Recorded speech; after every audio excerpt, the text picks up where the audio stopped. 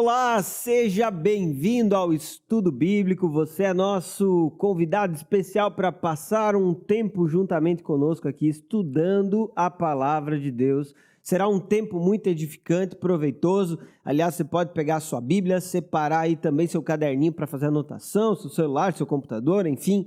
Você pode participar desse estudo bíblico e ser grandiosamente edificado. Quero realmente falar com você hoje. O nosso assunto é muito importante, pertinente, direcionado à vida de todos nós. Enfim, você vai entender muito bem, porque nós vamos estudar juntos Atos do capítulo 5, a partir do versículo 33. Mas antes de nós lermos esse texto, eu quero pedir para você curtir esse estudo bíblico também, que você comente aqui embaixo a cidade onde você está falando, que você comente qual igreja você frequenta. É importante que você participe interagindo, comentando, assim nós teremos informações. Ou ainda, você pode comentar aqui embaixo suas impressões sobre o estudo bíblico, perguntas, fique à vontade para participar e enviar esse estudo para outras pessoas. Vá no compartilhar e mande para seus amigos, WhatsApp, também nas redes sociais você pode enviar esse estudo bíblico para outras pessoas. Isso é muito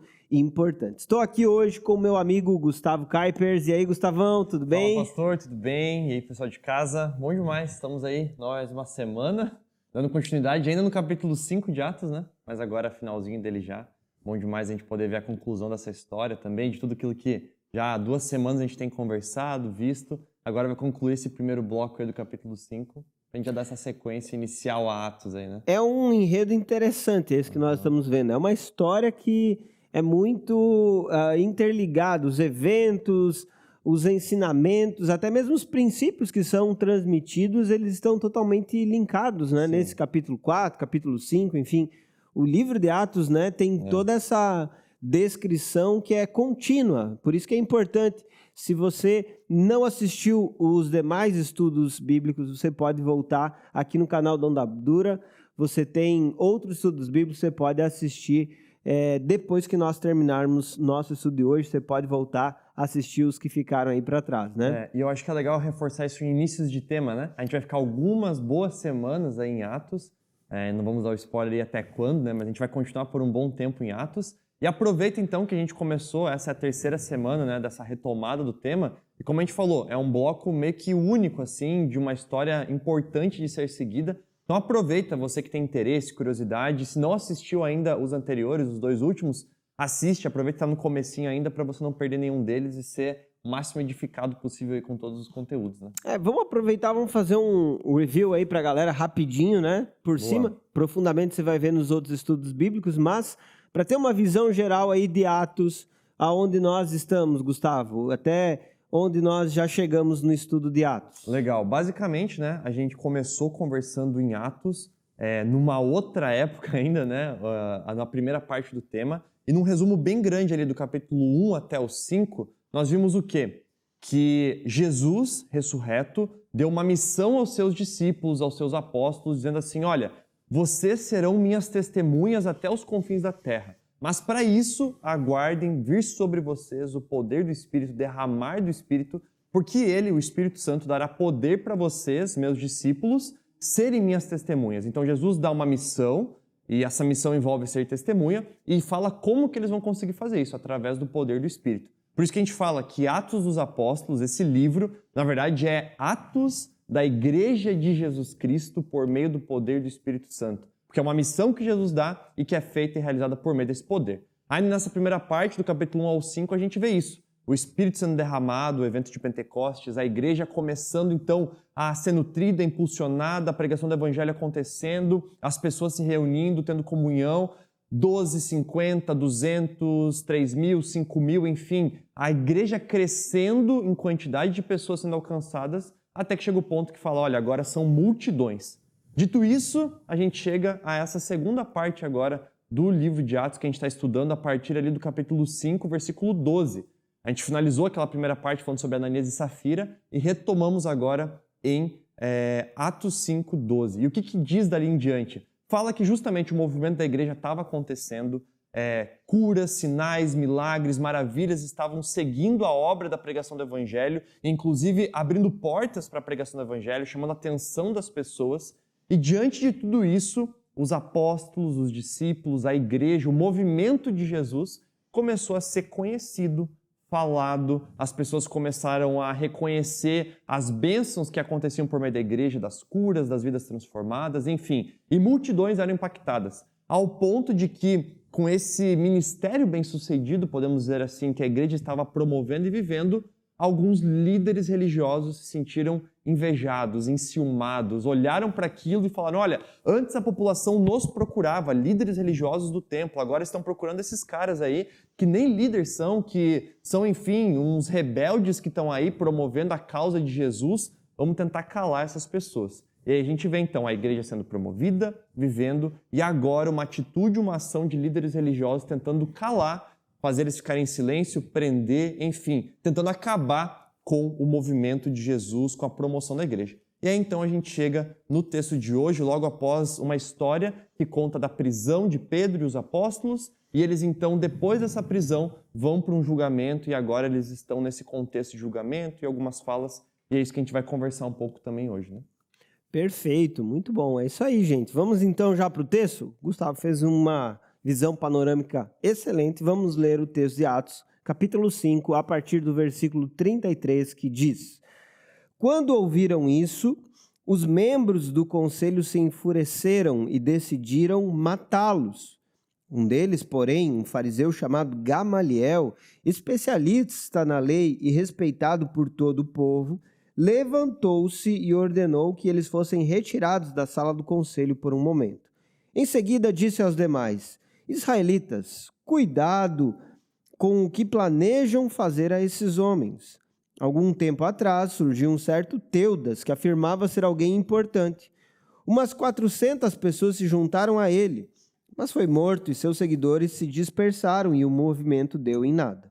Depois dele, na época do censo, apareceu Judas da Galileia, que fez muitos seguidores. Ele também foi morto e seu grupo se dispersou. Portanto, meu conselho é que deixem esses homens em paz e os soltem. Se o que planejam e fazem é meramente humano, logo serão frustrados. Mas, se é de Deus, vocês não serão capazes de impedi-los. Pode até acontecer de vocês acabarem lutando contra Deus. Os demais membros aceitaram o conselho de Gamaliel, chamaram os apóstolos e mandaram açoitá-los. Depois, ordenaram que nunca mais falassem em nome de Jesus e, por fim, os soltaram. Quando os apóstolos saíram da reunião do conselho, estavam alegres, porque Deus os havia considerado dignos de sofrer humilhação pelo nome de Jesus. E todos os dias, no templo e de casa em casa, continuavam a ensinar e anunciar que Jesus é o Cristo. Maravilha, né? Muito bom quando nós entendemos aí um pouquinho mais da palavra de Deus, fazemos essa leitura. Vamos lá, gente. Todas as vezes que nós começamos o estudo bíblico, nós fazemos uma pergunta, já deixei ela anotada aqui. A pergunta de hoje é: as oposições podem barrar a obra de Deus? Nós estamos falando sobre o Sinédrio, que é um grupo de líderes religiosos que estavam se opondo à proclamação do Evangelho. E a pergunta nossa é: quando pessoas se opõem à obra de Deus, eles têm poder de barrar, de destruir? Quando o diabo ele se levanta contra a obra de Deus, ele tem o poder de barrar ou destruir a obra que Deus está realizando? Então hoje eu quero ver com vocês algo bem importante, primeiramente, que é exatamente o que é esse Sinédrio, né? Ele é um grupo de líderes religiosos que era formado por saduceus, fariseus, em sua maioria fariseus, também por escribas. E esse grupo, ele tinha uma autoridade tanto no aspecto civil quanto no aspecto religioso sobre o povo judeu. No aspecto religioso, por quê? O Sinédrio ele tinha a responsabilidade de julgar a lei ou julgar a posição das pessoas diante da lei. Ali estavam, por exemplo, os fariseus, que eram mestres da lei, que eram dedicados ao estudo da lei, e eles então tinham um parecer, vamos assim dizer, técnico sobre a forma como a lei ela era ensinada, ou aquilo que eles acreditavam sobre a lei. Também eles tinham diversas outras leis que eram acrescentadas, são chamadas de mitzvahs, que eram aquilo que eles desenvolveram com o passar dos anos. Os fariseus tinham essa responsabilidade de desenvolver essas leis e tentar aplicá-las de forma clara ao povo judeu. Então, eles tinham esse julgamento religioso, mas também um julgamento civil, que nós entendemos como que uma responsabilidade que era outorgada pelo Estado romano a líderes religiosos que de alguma forma eram seus olheiros sobre a população. Já que em Jerusalém a maioria das pessoas eram de origem judia, eles então eram tratados com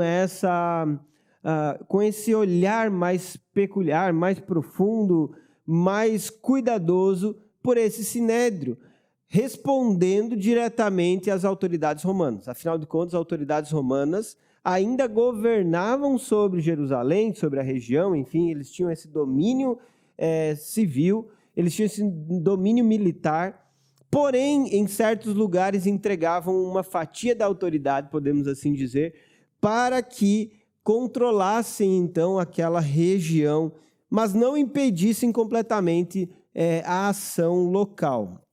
Esse sinédrio, então, ele, no tempo dos apóstolos, estava atuando, a ponto de, na crucificação de Jesus, pouco tempo antes do fato aqui ocorrido, nós sabemos que esse sinédrio ele esteve, de alguma forma, atuando e participando através desses líderes religiosos. Outra coisa que chama a minha atenção, e essa até eu quero colocar aqui, porque nós temos a descrição de alguns sentimentos e atitudes que foram reais na vida das pessoas que faziam parte desse sinédrio. Então, basicamente, vou colocar aqui sinédrio só para referenciar para todo mundo, saber de quem nós estamos falando. Qual foi a atitude inicial dessas pessoas que faziam parte do sinédrio? Um sentimento do quê? De inveja. Essa inveja causou uma segunda atitude. Qual foi a segunda atitude? Um conluio. Eles fizeram uma reunião para, de alguma forma, se unir contra os apóstolos, tentar prendê-los e, consequentemente, chegar a outros passos. Mas aqui o texto ele apresenta hoje uma descrição de algo que aconteceu. Eles ficaram furiosos. Então, vou colocar aqui fúria. Por quê? A fúria, gente, é um passo posterior à inveja. A inveja era um sentimento de eles estão vivendo diante do povo algo que nós gostaríamos de viver. A inveja é aquele sentimento de alguém que queria ter o reconhecimento e autoridade que nesse momento os apóstolos estavam tendo. Portanto, eles estavam sendo corroídos por dentro, porque os apóstolos estavam cumprindo a missão de Deus, estavam cumprindo até mesmo as profecias, e eles não. Eles se achavam mais detentores e dignos, porém, eles não conseguiam realizar aquilo que os apóstolos realizavam, exatamente por causa da compreensão deles. Essa fúria resultou em quê? Em prisão dos apóstolos e ainda, além da prisão, resultou em outro ato que nós vamos ver aqui depois, mas de qualquer forma eu já vou colocar aqui como sendo uma realidade, como uma sequência de coisas que foram acontecendo, que foi o momento em que eles foram chicoteados, de alguma forma vamos colocar como castigo sobre os apóstolos, e tudo isso servia a um grande propósito. Qual que era o propósito deles com relação aos apóstolos? O propósito era matá-los. Matar, vou colocar aqui. Pronto. Era exatamente isso que eles queriam. Isso foi o que eles viveram. O objetivo final era matar os apóstolos. O que você percebe nessa sequência? Uma entrega a sentimentos e ações completamente pecaminosas. Seja a inveja, seja o conluio, seja a fúria que estava no coração dele, seja prender injustamente, seja o castigo, todos esses sentimentos, desejos e propósitos que eles estavam estabelecendo focavam em promover o mal dos apóstolos. Eles tinham um propósito que era matar aqueles que estavam atrapalhando. E entendam, gente, esse propósito de matar começa com uma sede do coração, um desejo do coração, mas acaba se efetivando em alguns atos. E é muito interessante essa situação aqui, o comportamento do Sinédrio. Por quê? Porque parece, né, que o Sinédrio, bom, nós somos os líderes religiosos, nós somos os merecedores desse título, deste cargo, nós somos aqueles que fomos já escolhidos para isso, formamos esse conselho, então está nas nossas mãos, está no nosso poder. Então soa muito como algo puro e belo da religião, eles quererem ter essas atitudes, tipo assim, olha, nós somos esses detentores das regras morais, das regras da lei, da interpretação correta das escrituras, isso está em nossas mãos. Então agora está surgindo esses caras que são pescadores, são pessoas comuns da sociedade, são pessoas até muitas vezes indesejadas na sociedade, não têm nenhum prestígio em si próprias, não têm nenhum mérito em si próprias, mas agora só porque elas fizeram parte do movimento desse tal de Jesus e agora estão conseguindo juntar uma multidão em volta deles por meio de seus discursos e do que está acontecendo, as pessoas estão valorizando mais eles do que nós, mas nós deveríamos estar sendo valorizados. E aí essas atitudes que a gente vê essa escalada de inveja, fúria, chegando até então prisão, castigo e o desejo de matá-los, toda essa escalada de raiva e ira com relação a eles revela que no final das contas o Sinédrio não estava preocupado com a religião, não estava preocupado com a causa de Deus, né? Olha a nossa pergunta, pode a oposição de alguma maneira abalar ou atrapalhar ou destruir a causa de Deus, a obra de Deus, a ação de Deus? E aí a gente percebe que essa oposição, na verdade, não está preocupada com a causa de Deus, porque eles não estão preocupados em discernir primeiramente, beleza, nós até temos esse cargo, nós até temos essa função, ou até temos esse mérito aqui em meio a nós. Agora, será que Deus não pode estar querendo fazer algo um pouco diferente? Será que Deus não pode estar querendo usar essas pessoas? Percebe? Eles nem se dão a dúvida disso, eles nem se colocam aqui à disposição de pensar isso. Por quê? Porque no final das contas, pela inveja, eles estão sendo motivados não pela pureza ou pelo relacionamento com Deus, mas pelos seus próprios interesses egoístas, pelo seu próprio umbigo, por aquilo que eles acham que merecem, pelo ciúme, no final das contas, dessa ação aqui dos apóstolos, né? Exatamente. E nós percebemos como os pecados eles vão se retroalimentando dentro do ser humano quando não são cortados e, consequentemente, eles vão se tornando em coisas maiores e piores. Porque, inicialmente, o propósito não estava sendo matar diretamente, não. O propósito seria, eu quero calar eles para quê? Para que a nossa voz volte a ser ouvida. Mas, quando eles perceberam que os apóstolos não eram calados, o que eles fizeram? Eles começaram, então, a planejar matar esses apóstolos, exatamente o que tinha sido feito com Jesus. É porque um vai alimentando até no sentido de justificar o outro, né? Tipo, beleza, começou como uma inveja, mas a inveja tomou tanto o coração e apodreceu tanto que agora já é o calar e agir com fúria. Mas isso tomou tanto meu coração que agora já é bater e açoitar. Mas já tomou tanto meu coração que agora isso já matar nem parece algo tão ruim, porque um vai convencendo do outro, né? E vai escalonando nesse sentido. Exatamente. E aí nós percebemos um conselho providencial, gente. O que é um conselho providencial? É uma palavra que veio como providência de Deus, ou até mesmo uma intervenção divina. É muito conhecido esse conselho. Quando alguém fala, sabedoria de Gamaliel. Você já deve ter ouvido falar sobre isso. E é algo bem interessante que nós vamos ver nesse texto. O que acontece? Um homem fariseu chamado Gamaliel, ele trouxe uma palavra, mas primeiramente é importante a gente entender. Gamaliel era então, um fariseu participante do Sinédrio. Isso quer dizer que ele era um mestre da lei. Mas ele não era um mestre da lei qualquer. Ele era reconhecido como Rabã. Rabã é o quê? É um mestre da lei mais elevado que um rabi. É como se ele estivesse num degrau acima. Como se ele fosse um PhD. Ele fosse alguém que era superior.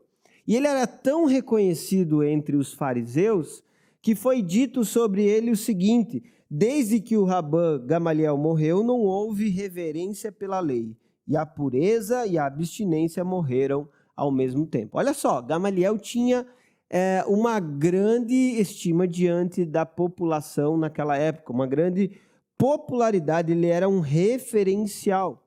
Portanto, ele era um especialista na lei, que era respeitado pelo povo e que era um referencial de moderação, um referencial dentre os judeus daquela época. Portanto, quem vai falar não é qualquer pessoa.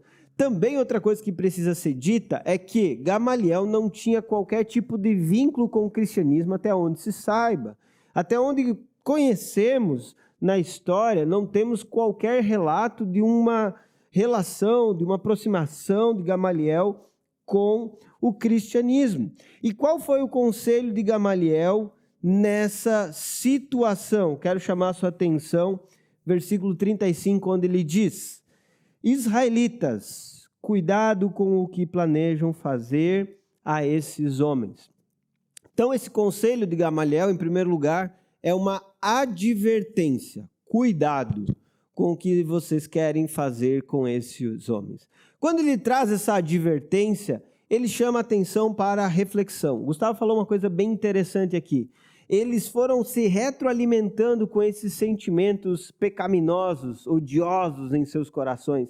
E para se justificar, eles chegariam até mesmo o seu objetivo, que é matar os apóstolos. Eles já tinham mandado açoitar, já tinham prendido, enfim, eles não tinham mais escrúpulos, eles estavam rompendo qualquer tipo de barreira do que é aceitável.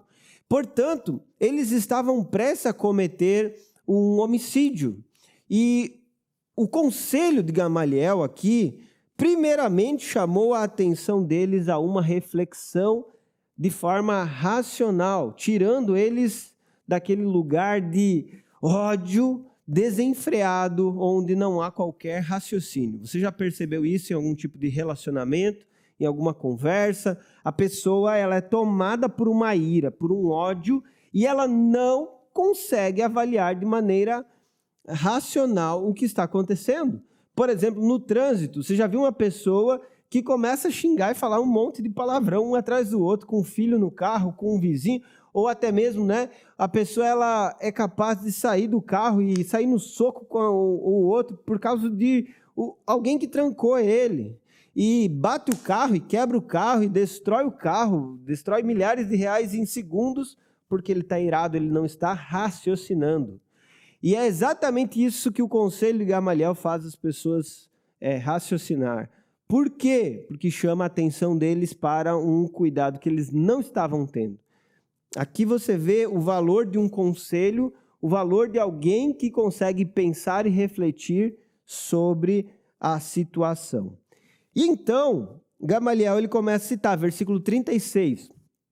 Algum tempo atrás surgiu um certo Teudas, que afirmava ser alguém importante. Umas 400 pessoas se juntaram a ele, mas foi morto. E seus seguidores se dispersaram e o movimento deu em nada. Bom, o primeiro movimento que é chamado a atenção aqui é o movimento de Teudas, dizendo que ele conseguiu convencer cerca de 400 pessoas, é um grupo considerável naquele contexto. Se você pensar que alguns estudiosos fazem uma projeção de cerca de 30 mil pessoas morando em Jerusalém, 400 pessoas seguindo esse Teudas é um grupo considerável da cidade naquela época. Portanto, o que Gamaliel está fazendo é uma reflexão sobre o que aconteceu. Depois que esse Teudas ele foi preso e decapitado, o que aconteceu com os seus seguidores? Eles foram dispersos. Por um período eles seguiram Teudas até o Rio Jordão, mas depois eles foram dispersos. Outro exemplo que ele cita, agora no versículo 37, depois dele, na época do censo, apareceu Judas da Galileia, que fez muitos seguidores. Ele também foi morto e seu grupo se dispersou. Esse movimento que aconteceu na época do censo, alguns acreditam que foi no ano 6 depois de Cristo, o censo que foi mencionado aqui, foi conduzido por esse Judas que tinha um sentimento rebelde, uma ação rebelde contra a instituição de novos impostos. Ele estava se opondo a essa atitude que era extremamente danosa para o povo de Israel, mas com uma ação rebelde e trazendo então um grupo de revolucionários, o Judas, ele acabou se opondo a esses impostos. Porém, ele também foi morto. E depois que Judas ele foi morto, esse grupo dele acabou sendo disseminado. Alguns até acreditam que esse grupo ele é responsável ou ele é o precursor dos zelotes, que se tornou um grupo muito mais conhecido, inclusive na época de Jesus. Tinha seguidores que estavam nesse grupo dos zelotes que tinham um propósito de, através da luta armada, libertar Israel do domínio romano. Enfim, o que é que Gamaliel faz aqui? Ele cita Teudas, Judas, como dois líderes que levaram grupos e que trouxeram, então, uma oposição civil e religiosa dentro de Israel, mas que depois da morte dos líderes, os seus seguidores se dispersaram. O raciocínio de Gamaliel é um raciocínio lógico, onde ele diz o seguinte: gente, se isso aconteceu, vai acontecer novamente. Se isso já foi uma realidade no passado com esses outros grupos, a gente já viu esse filme, a história vai se repetir.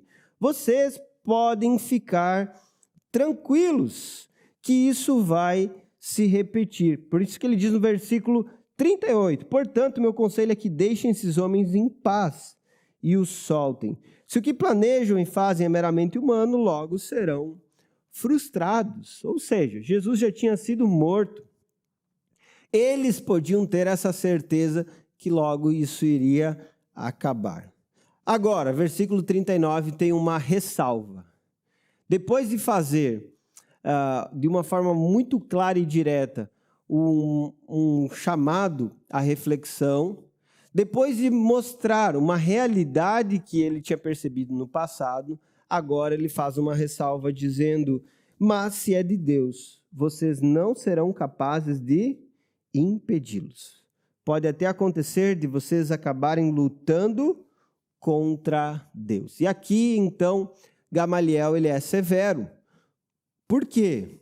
O fariseu, ele compreendia esse controle soberano de Deus. Ele entendia que Deus ele governava todas as coisas de forma soberana. E era responsabilidade dos homens conduzir os seus atos.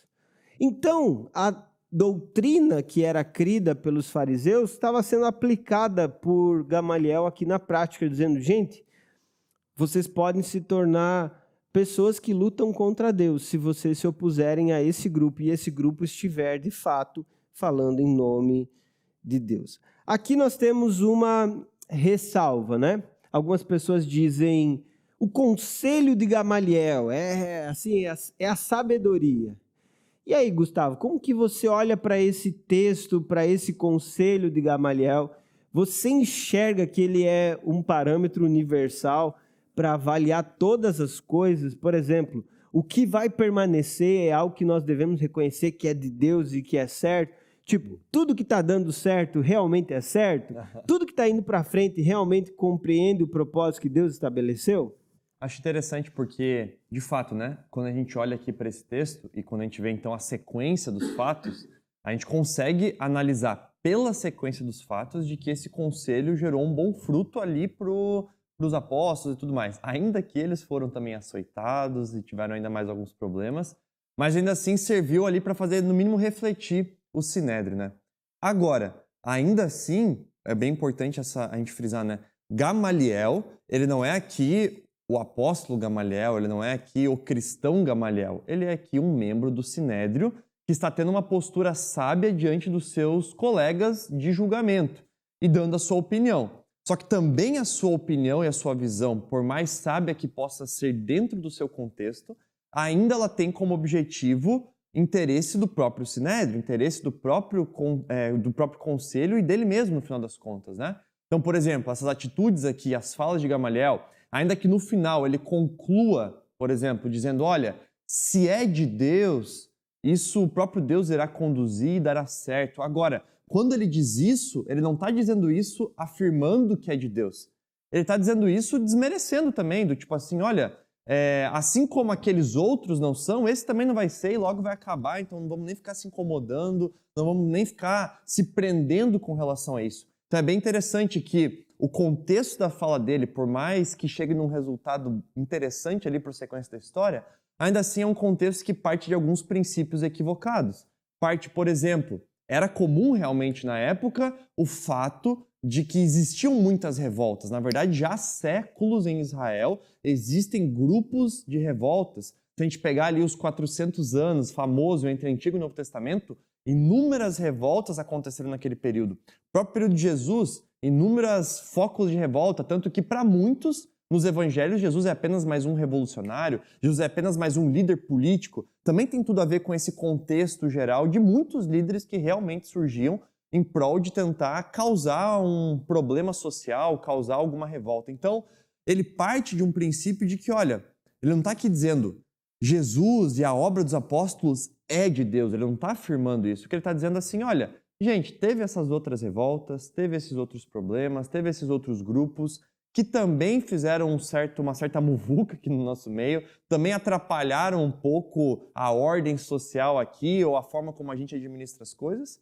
mas assim, vai acabar. Assim como os outros acabaram, esse também vai acabar. E aí o argumento que ele usa, né? Bom, mas se for de Deus, perdurará. Não está aqui, então, dando um atestado, digamos assim, não está dando uma bênção para esse movimento. Pelo contrário, está servindo ainda mais para rebater também, de alguma forma. Ainda que, como eu disse, serviu sim para apaziguar aqui esse julgamento e fazer, no mínimo, eles refletir, só que fazer também eles terem uma omissão sobre isso, que daí volta aquela outra questão, né? Que eu disse, que dá para perceber que eles não estão muito preocupados realmente com a causa de Deus, e mais com seus próprios interesses. Porque, bom, se agora esse cara, Gamaliel, trouxe uma solução que nos leva a nem precisar sujar as mãos com a morte deles, a não ter a revolta do povo por conta disso, mas simplesmente a ignorar esse fato, então vamos fazer isso, vai ser mais fácil para a gente. Percebe? Se fosse uma tentativa muito forte de proteger essa pureza, talvez eles até tomariam aqui uma atitude ainda mais severa, né? Ainda que também estivesse errado e equivocado, né? Então, isso é bem importante a gente perceber. Não é de todo esse conselho ainda que parte de uma sabedoria, assim como a gente tem, às vezes, conselhos sábios na nossa sociedade, provérbios da sociedade, enfim, alguma coisa assim, que podem carregar um senso de sabedoria da vida ou algo do tipo. Ainda assim, isso não é a própria lei do Senhor sendo aqui aplicada de uma maneira soberana, né? E, inclusive, essa pergunta que o Rob fez, bom, quer dizer que tudo que está dando certo, então, é de Deus? Quer dizer que tudo que está sendo promovido é de Deus? Não, não quer dizer isso. E como eu disse, é importante que olhando para essa história, nós sabemos o destino, nós sabemos o futuro, nós sabemos o que aconteceu. Mas agora, se algo está dando certo hoje, se algum ministério está dando certo hoje, se alguma coisa em nome de Deus está dando certo hoje, não quer dizer que necessariamente isso seja de Deus, porque o que importa dentro dessa perseverança e do passar do tempo, da prova do tempo, é aquilo que chegará de maneira fiel diante do próprio Senhor, né? Então não é aqui também uma lei para nos apegarmos e aplicar toda a realidade, né? Exatamente. E foi isso que eu coloquei aqui, né? O conselho de Gamaliel, né? Um convite à reflexão inicialmente, com cuidado. Exemplos que ele cita, que é do Teudas e do Judas, dois outros grupos, e uma orientação clara e específica. Basicamente, a orientação é: a obra de Deus é indestrutível. A obra de Deus não pode ser destruída. Logo, Gamaliel reconhece essa soberania de Deus. Aí, inclusive, fica primeiro uma reflexão sobre uma questão hermenêutica, né? Interpretação de um texto. Como que eu sei se uma palavra que foi dita por alguém, nesse exemplo, nesse caso, não é alguém que tinha uma compreensão cristã da vida? Como que eu sei que essa palavra pode ser verdadeira e aplicável quando há em outros textos da Bíblia uma comprovação desse mesmo ensinamento? Por exemplo, percebemos que a obra de Deus é indestrutível em outros lugares da Bíblia? Com certeza, a Bíblia fala sobre isso, que Deus é quem faz a sua obra prosperar. O que é a obra de Deus? É uma construção? Não, não é uma construção. O que é a obra de Deus? Um povo que consegue viver 100% do seu propósito, como o povo de Israel? Não, não é isso. É o propósito que Deus estabelece na história, ou a condução que ele estabelece na história. Isso não quer dizer que não existirão perseguições, problemas ou dificuldades para o povo de Deus. Não é nada disso. Ou mesmo que o povo de Deus nunca irá pecar. Não é nada disso. O que nós entendemos é que o propósito que Deus estabeleceu, ele vai se cumprir. Isso está em todas as Escrituras. Segunda coisa bem importante também para entender e interpretar esse texto é que Deus utiliza os instrumentos que ele quer para guardar e conduzir o seu povo. Nesse caso, para libertar os apóstolos da prisão, Deus usou esse Gamaliel, esse homem.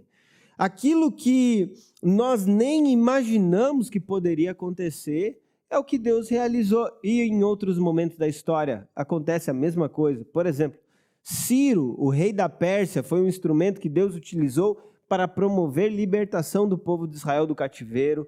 Você tem a mula falando com Balaão, né? E aí a história famosa da mula de Balaão, né? Então, Deus utiliza o instrumento que ele quer para promover libertação para o seu povo. Por quê? Se ele tem um propósito de usar ainda essas pessoas, o que ele promove? A libertação. Inclusive, nesse contexto, você vê que antes foi o anjo, o instrumento que Deus usou de forma miraculosa para tirar os apóstolos da prisão, e agora é Gamaliel. Então, Deus ele trabalha libertando e conduzindo o seu povo através dos instrumentos que estão nas mãos dele. Ah, pastor, mas os apóstolos depois foram mortos. Exatamente, foram mortos. Por que Deus não livrou eles depois? Porque eles perderam a força, o poder, eles perderam a capacidade de servir a Deus. Por quê? Num momento Deus libertou e depois não libertou mais. Então, é exatamente isso que nós estamos falando. Havia ainda um propósito na realização da obra de Deus, por isso os apóstolos foram libertados nesse momento e permaneceram vivos. Mas, posteriormente, quando eles tinham cumprido a missão que Deus tinha dado a eles nessa terra, eles foram mortos. Mesma coisa aconteceu com Jesus. Quando você lê os evangelhos, você percebe que a perseguição a Jesus começa logo cedo. Mas Jesus o quê? Ele foge da perseguição. Não é chegada a minha hora. Ele entendia ainda que não era esse o tempo.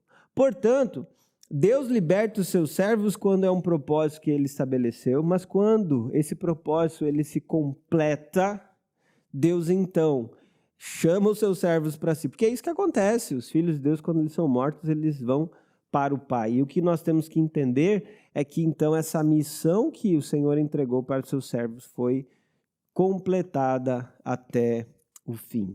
E isso mostra que o mérito da missão está em Deus e não nos apóstolos, e também não nos instrumentos que Deus usa para conduzir a própria história, como, por exemplo, o mérito não está em Gamaliel, mas está em Deus que usou ele como instrumento. O mérito não está em Ciro, que libertou o povo, mas está em Deus ter usado ele como instrumento. E por Deus ter usado Gamaliel, ou Ciro, ou qualquer outro personagem como um instrumento ou a mula, isso não faz deles os merecedores de serem agora endeusados ou divinizados ou olhados como uma referência plena em todas as áreas a ponto de serem escutados de todas as formas. Vejo que isso se aplica muito aos nossos dias, né? E, por exemplo, a gente está na era, né, das mentorias, na era dos coaches, na era de pessoas que, enfim, trazem muitos ensinamentos e dicas e conselhos para a vida e usam muitas vezes a palavra de Deus como um livro de sabedoria milenar, como um livro de recursos de sabedoria, assim como na mesma prateleira de medida de qualquer outro livro de sabedoria ou de qualquer outro livro de desenvolvimento pessoal, enfim. E por que daí a pessoa deu um conselho ou uma dica que veio da Bíblia, mas a utilizando inclusive como a mesma régua de medida que se utiliza para outros livros ou enfim, não quer dizer que por ela ter feito isso e até talvez acertado nessa dica, nesse conselho, a partir da revelação da palavra de Deus, que agora tudo que aquela pessoa está falando, está dizendo, é santo, é pleno e deve ser ouvido em plenitude. Não, é a mesma coisa de Gamaliel. Gamaliel compara a outros líderes e dá ali uma conclusão boa no final das contas. Mas também hoje, nos nossos dias, muitas pessoas comparam a palavra de Deus a outros ensinamentos, a outras sabedorias, e às vezes até podem acertar em alguma fala, em alguma ênfase, mas isso não faz com que a pessoa seja ouvida em plenitude, como se fosse tudo agora, então, a vontade de Deus ou algo do tipo. Não, talvez ela até tenha sido usado como um instrumento para te falar alguma coisa, enfim. Mas isso não a torna agora a plenitude da revelação ou da sabedoria do próprio Senhor. Né? Maravilha, é isso mesmo. Vamos continuar então no texto, que é algo interessante que acontece. Os demais membros do Sinédrio gostaram do conselho de Gamaliel. E diante desse conselho, o que eles fizeram? Eles decidiram, primeiro, açoitar os apóstolos. E, gente, vamos lembrar aqui desse açoite, como ele era na época de Jesus. Quem aí assistiu o filme A Paixão de Cristo, você vai lembrar que eles eram açoitados com aquele material que tinha 3 pontas e nas pontas tinha uma espécie de gancho que prendia na carne deles. Então, os apóstolos podiam levar uma surra de açoites com até 39 chicotadas.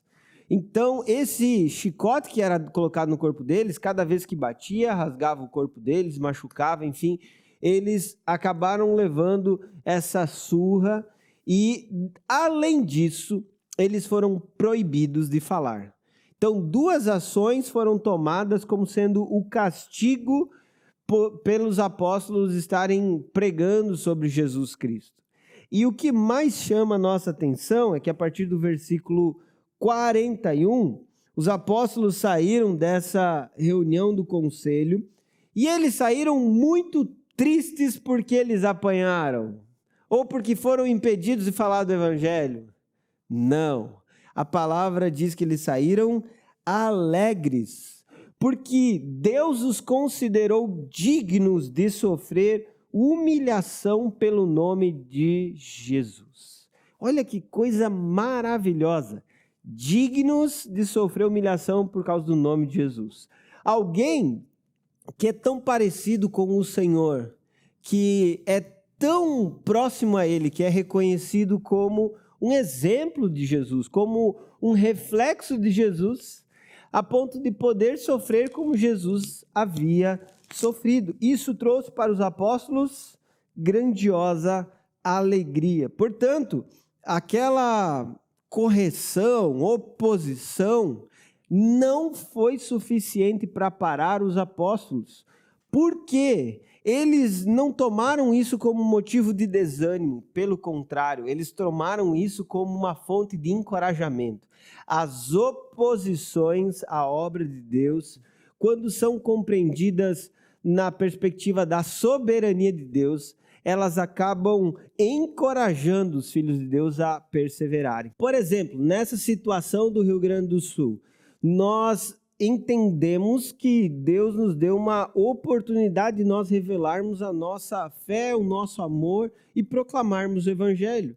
Por mais que tenhamos ficado tristes, abatidos com a situação em si e sabemos que o problema continua e de fato traz muito sofrimento, não esquecemos disso, porém somos encorajados pelo Espírito Santo a ir nesse lugar, pregar o Evangelho, mostrar a nossa fé, nossa convicção, levar o nosso amor e provar nosso amor com atos. Ou seja, a situação opositora não nos paralisa, mas nos encoraja em Deus, pela força do Espírito Santo que está em nós, a realizarmos uma obra. E os apóstolos fizeram qual obra? O texto fala, todos os dias, no templo e de casa em casa, eles faziam o quê?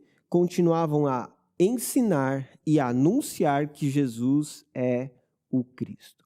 Bom, todos os dias mostram uma obra intensa, um trabalho forte realizado. No templo e de casa em casa mostra o quê? Uma ação intencional e direcionada dos apóstolos. Eles estavam focados. Templo e casa em casa é como que um parâmetro daquilo que a igreja vivia. Tanto nos lares como no templo havia essa dedicação em ensinar e também em proclamar que Jesus é o Cristo. Essas duas palavras paralelas, elas mostram desde a evangelização, que é a apresentação das boas novas, até mesmo um desenvolver de forma mais profunda sobre a caminhada de fé. Aspectos que estão relacionados à vida cristã de maneira geral e como deveriam viver. Então, os apóstolos, eles se dedicaram a um ensino, a uma instrução mais profunda e assim a trazer o conhecimento que a igreja precisava nesse tempo.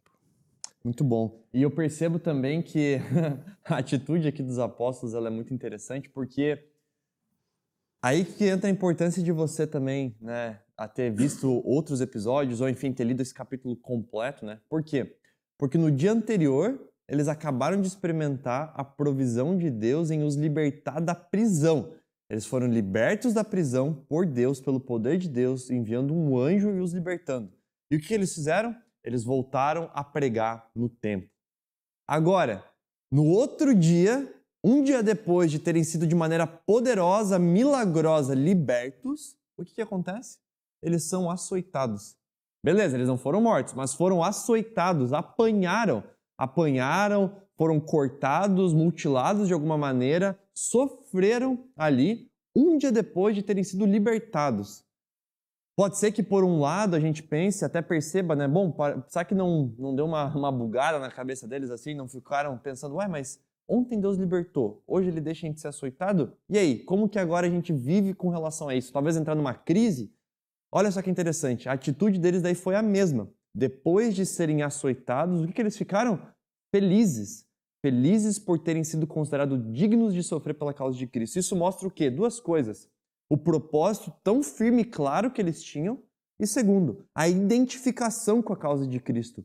Eles queriam, gostavam, estavam felizes por serem identificados com a causa de Cristo. E naquele contexto, ser identificado com a causa de Cristo poderia levar eles ao sofrimento, à perseguição e até à morte, como aconteceu com o próprio Cristo e como viria a acontecer no futuro com eles mesmos. Mas isso era motivo de grande alegria. E aí, de igual forma, depois da libertação da prisão, que eles foram falados, olha, vocês foram libertos da prisão, mas agora não falem mais do Evangelho. Eles desobedeceram e foram lá e falaram do Evangelho. Aqui, de igual forma, eles foram açoitados diante desse julgamento. E o que eles voltaram a fazer? A pregar o Evangelho, a viver a missão, a viver o propósito pelo qual a vida deles estava acontecendo, o propósito do motivo deles estarem vivos. E se esse propósito custasse a sua própria vida, ainda assim valeria a pena, porque o motivo de estarem vivos era cumprir esse propósito e cumprir isso com alegria, por isso continuavam então a se reunir de casa em casa, no templo, compartilhando o Evangelho e vivendo e promovendo a causa de Cristo, o movimento de Jesus. É isso aí, nós temos então a resolução do Sinédrio, que foi açoites e a proibição da pregação, e a resposta dos apóstolos, que alegria e pregação do Evangelho. Nós vamos continuar. Não podemos deixar de falar do que temos visto e ouvido. Essa foi a resposta dos apóstolos. E sabem, meus irmãos, esse texto aqui, ele mostra claramente uma questão que é bem importante. Os apóstolos tiraram de cena o seu eu, ou o desejo de engrandecimento pessoal, ou o desejo de reconhecimento, ou o desejo de ser honrado nesse mundo. Eles acabaram com isso, eles aniquilaram com esses interesses egoístas, e eles colocaram o propósito do reino de Deus acima de todas as coisas. Somente quem faz isso consegue se alegrar quando apanha e é proibido de pregar o Evangelho. Somente quem faz isso consegue continuar pregando, mesmo sendo amedrontado, mesmo podendo enfrentar prisão, sofrimento, açoite, até mesmo a morte, como aconteceu com o próprio Cristo. Portanto, nós temos nesse texto um ensino profundo e precioso sobre uma convicção de que a obra de Deus deve ser prioridade de fato na nossa vida. E quando nós entendemos que mais importa agradar a Deus do que aos homens, como na passagem anterior que estudamos, você percebe claramente que se agradarmos a Deus e se colocarmos aquilo que agrada a Deus no nosso coração em primeiro lugar, nós viveremos plenamente o seu propósito, aquilo que Ele estabeleceu para as nossas vidas. Amém. Bom demais esse texto, né? Que coisa Muito bom. maravilhosa. Bom demais estudarmos a Bíblia e sabermos que somos encorajados a perseverar, confiando que a obra de Deus ela é indestrutível. Por isso devemos fazer o que agrada ao Senhor acima do que a nossa vontade ou de qualquer outro homem. Isso aí, bom demais. Valeu, Gustavão? Valeu, ótimo. Tá ótimo. Fechamos então por aqui, pessoal. Deus abençoe muito vocês. Esperamos você semana que vem, capítulo 6 de Atos, que é muito top também. Você precisa acompanhar o próximo estudo bíblico. Valeu, gente. Um abraço. Valeu.